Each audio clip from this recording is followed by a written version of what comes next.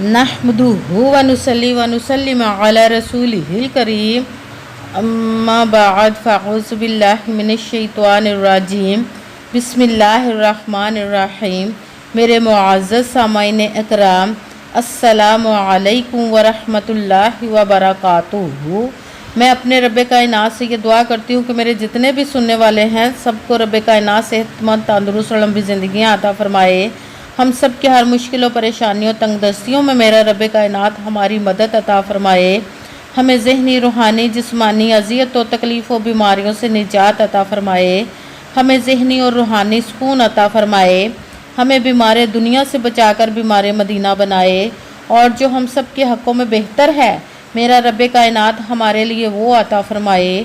और जो हमारे हक़ों में बेहतर नहीं उसका ख्याल भी हम सब के दिलों से निकाल दे और हम सबको अपनी रज़ा पर राज़ी रहने वाला बना दे। आमीन सुमा आमीन। माशाल्लाह से आज 8 मुहर्रम उल हराम और पीर का दिन है।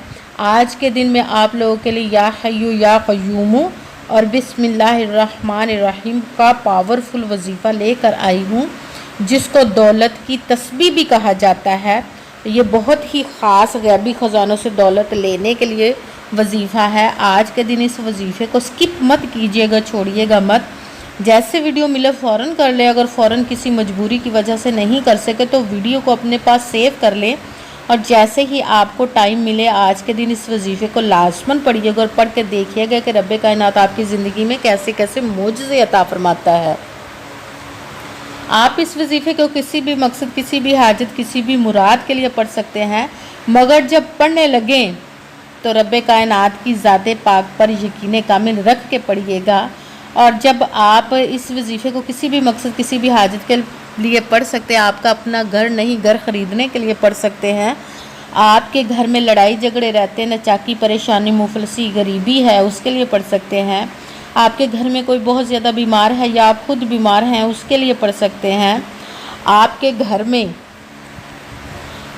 आप पर बहुत ज़्यादा कर्ज़ है, उतरने का सबब नहीं बन रहा, उसके लिए पढ़ सकते हैं, आपकी औलाद नाफरमान है उसके लिए पढ़ सकते हैं, आपकी औलाद नहीं उसके लिए पढ़ सकते हैं, आपकी शादी नहीं हो रही या आपके बच्चों की शादियां नहीं हो रही उसके लिए पढ़ सकते हैं, आपके पास अच्छी जॉब नहीं, जॉब लेने के लिए पढ़ सकते हैं, आपका अच्छा भला कारोबार चलता हुआ अचानक से बंद हो गया उसके लिए पढ़ सकते हैं, आपके घर में, आपके ज़िंदगी में सुकून नहीं, आपकी दौलत रिज़्क़ में, कारोबार में बरकत नहीं, उसके लिए पढ़ सकते हैं, आप पर कोई जादू टूना बंदिश हसद नज़र बद है उसको ख़त्म करने के लिए पढ़ सकते हैं। मतलब किसी भी मकसद, किसी भी हाजत, किसी भी मुराद के लिए पढ़ सकते हैं, मगर जब पढ़ने लगे तो रब्बे कायनात की ज़ाते पाक पर यकीन कामिल रख के पढ़िएगा। कहते हैं कि यकीन कामिल होता है, पीर कामिल नहीं होता। और अच्छी नीयत रख के पढ़िएगा कि रब्बे कायनात कुरान पाक में इरशाद फरमाता है इन्नमल अमालु बिन्नियात, कि जो अमलों का दारो मदार होता है वो नीयतों पर होता है। अगर हमारी नीयत अच्छी है तो हमारा अमल भी अच्छा होता है, और अगर हमारी नीयत ही अच्छी नहीं तो हमारा अमल भी अच्छा नहीं होता। चाहे हम जितनी मर्ज़ी मेहनत कर ले, जितनी मर्ज़ी कोशिश कर ले, हमें उसका फल, उसका अजर अच्छा नहीं मिलता। इसलिए अच्छी नीयत रख के, पुख्ता यकीन रख के और 5 वक़्त की नमाज की पाबंदी लाजमी रखिएगा। फिर इस वजीफ़े को कीजिएगा और वजीफ़ा करते हुए आपके दिलों में, जहनों में ऐसी वसवसा नहीं आना चाहिए कि हम ये अमल कर ले, पता नहीं हमारा ये मकसद पूरा हो या ना हो। ऐसा हो नहीं सकता कि हम रब्बे कायनात के किसी इस्म का या कलाम पाक का वजीफ़ा करें और हमें कामयाबी ना मिले। ये हमारे अमाल की कमज़ोरी होती है, हमारे यकीन की कमज़ोरी होती है, जिसकी वजह से हमें नाकामी मिलती है। आपने सिर्फ अमल करना, उसका फल, उसका अजर देना उस ज़ाते पाक का काम है, क्योंकि उसकी दस्ते कुदरत से कोई चीज़ बाहर नहीं, उसके कुन कहने की देर हर फयाकुन हो जाता है। आपने सिर्फ अमल करना है और उसके बाद उसके कुन का इंतज़ार करना है। इंशाअल्लाहुल अज़ीज़ वो अपने हुक्म से आपकी तकदीर के बंद तालों को खोल देगा, नसीब के सितारों को चमका देगा और आपकी किस्मत को बदल के रख देगा। आपके घर में इतनी दौलत अता फरमाएगा, आपको कभी किसी चीज़ की कमी नहीं रहेगी इंशाअल्लाहुल अज़ीज़। इंशाअल्लाह आपको अगर वीडियो अच्छी लगे तो इसको लाइक ज़रूर कीजिएगा और आगे भी शेयर कर दीजिएगा, ताकि किसी दूसरे को हमारी वजह से फ़ायदा पहुँचे तो हमारे लिए सदका जारिया बन जाए। اور جو نئے ہیں اس چینل پر، اس چینل کو سبسکرائب کر لیں اور بیل آئیکن کو بھی دبا لیں تاکہ میری اگلی آنے والی ویڈیو آپ تک پہنچ سکے۔ اگر کوئی مجھ سے کسی مسئلے کے بارے میں استخارہ کروانا چاہتے ہوں یا کسی کام کا حساب لگوانا چاہتے ہیں، کسی کام کے لیے وظیفے کا پوچھنا چاہتے ہوں یا قرآن پاک آن لائن پڑھنا چاہتے ہیں یا محفل میلاد النبی کے لیے بلوانا چاہتے ہوں تو واٹس ایپ کا یا قرآن پاک آن لائن پڑھنا چاہتے ہیں تو واٹس ایپ کا نمبر ویڈیو پر چل رہا ہے، آپ لوگ مجھ سے رابطہ کر سکتے ہیں۔ اگر میرے بھائی یا بزرگ مجھ سے رابطہ کرنا چاہتے ہو تو واٹس ایپ پر وائس میسیج کر کے اپنا مسئلہ بتا سکتے ہیں۔ اگر بہنیں یا مائیں مجھ سے رابطہ کرنا چاہتی ہوں تو واٹس ایپ پر وائس کال کر کے مجھ سے بات کر سکتی ہیں، اپنا مسئلہ بتا سکتی ہیں۔ آپ نے وظیفہ کرنے سے پہلے کمنٹس میں اپنا نام اور جہاں آپ رہتے ہو اس جگہ کا نام اور اللہ پاک کا ایک نام لازماً لکھنا ہے تاکہ میں بھی آپ لوگوں کے لیے دعا کر سکوں اور پھر وظیفے کی بھی آپ لوگوں کو اجازت مل جائے گی۔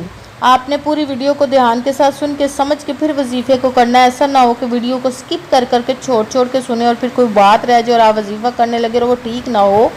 آپ نے نہ تو کسی عمل میں کم کر کے پڑھنا نہ زیادہ بڑھا کر پڑھنا، اگر کم یا زیادہ کر دیتے تو وہ ہمارا وظیفہ ٹھیک نہیں ہوتا، ہمیں کامیابی نہیں ملتی۔ اس لیے آپ نے جس تعداد اور جس ترتیب کے ساتھ میں آپ لوگوں کو وظیفہ بتانے لگی اسی تعداد اور اسی ترتیب کے ساتھ آپ نے اس وظیفے کو پڑھنا ہے۔ آپ اس وظیفے کو آج کے دن کسی بھی جگہ پر بیٹھ کر پڑھ سکتے، گھر میں، آفس میں، مدرسے میں، یونیورسٹی میں، کالج میں، شاپ پہ، مگر جب پڑھنے لگے بالکل خاموشی توجہ سکون کے ساتھ پڑھنا ہے کہ وظیفے کے درمیان نہ تو آپ نے کسی سے بات کرنی، نہ اٹھنا، نہ فون استعمال کرنا ہے۔ اگر ہم وظیفے کے درمیان کسی سے بات کر لیتے، اٹھ جاتے، فون استعمال کرتے تو وہ ہمارا وظیفہ ٹھیک نہیں ہوتا، ہمیں کامیابی نہیں ملتی۔ اس لیے مکمل وظیفہ پڑھنے کے بعد ہی آپ نے کسی سے بات کرنی، اٹھنا، فون استعمال کرنا ہے۔ آپ اس وظیفے کو آج کے دن کسی بھی وقت پڑھ سکتے ہیں، کسی بھی نماز کے ساتھ پڑھ سکتے ہیں، نماز کے علاوہ بھی پڑھ سکتے ہیں۔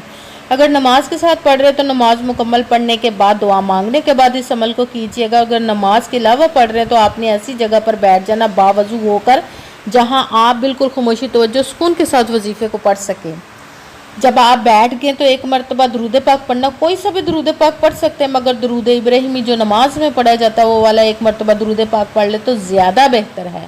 جب درود پاک ایک مرتبہ پڑھ لیا پھر ایک مرتبہ آپ نے اعوذ باللہ من الشیطان الرجیم بسم اللہ الرحمن الرحیم پڑھ کر اپنے مقصد کی نیت کر لینی، جس مقصد جس حاجت کے لیے آپ نے اس وظیفے کو پڑھنے لگے ہیں۔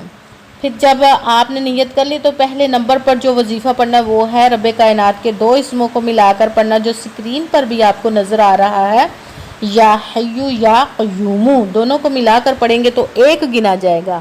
اس طرح آپ نے یا حیو یا قیوم، یا حیو یا قیوم، یا حیو یا قیوم، یا حیو یا قیوم کو 8 مرتبہ 8 ٹائم پڑھنا ہے۔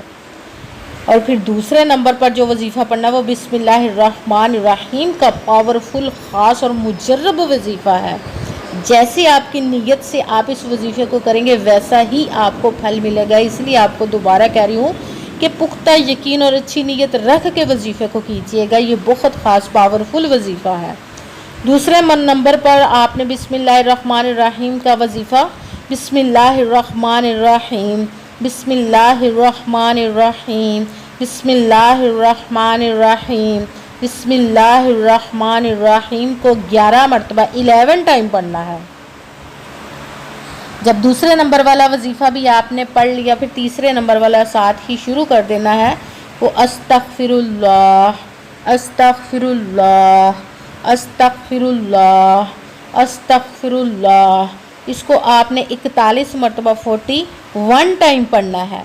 سب سے پہلے ایک مرتبہ درود پاک پڑھا، پھر ایک مرتبہ اعوذ باللہ من الشیطان الرجیم بسم اللہ الرحمن الرحیم پڑھ کر اپنے مقصد کی نیت کرنی، پھر پہلے نمبر پر یا سلامو، اس کو آپ نے 8 مرتبہ 8 ٹائم پڑھنا، پھر دوسرے نمبر والا وظیفہ یا حیو یا قیوم، اس کو بھی آپ نے 8 مرتبہ 8 ٹائم پڑھنا ہے، پھر ساتھ ہی تیسرے نمبر والا وظیفہ بسم اللہ الرحمن الرحیم، اس کو آپ نے 11 مرتبہ 11 ٹائم پڑھنا ہے، پھر ساتھ ہی چوتھے نمبر والا وظیفہ استغفر اللہ، اس کو آپ نے 41 مرتبہ 41 ٹائم پڑھنا ہے۔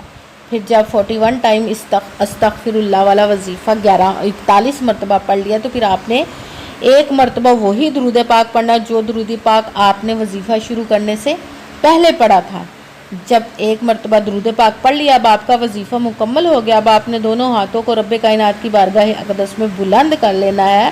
سب سے پہلے اپنے گناہوں کی بخشش کی دعا مانگنی ہے، پھر جس مقصد جس حاجت کے لیے آپ نے اس وظیفے کو کیا اس کی خوب دعا کیجیے گا، اور دعاؤں میں مجھے بھی یاد رکھے کہ میرے لیے بھی دعا کیجیے گا۔ جزاک اللہ خیرہ۔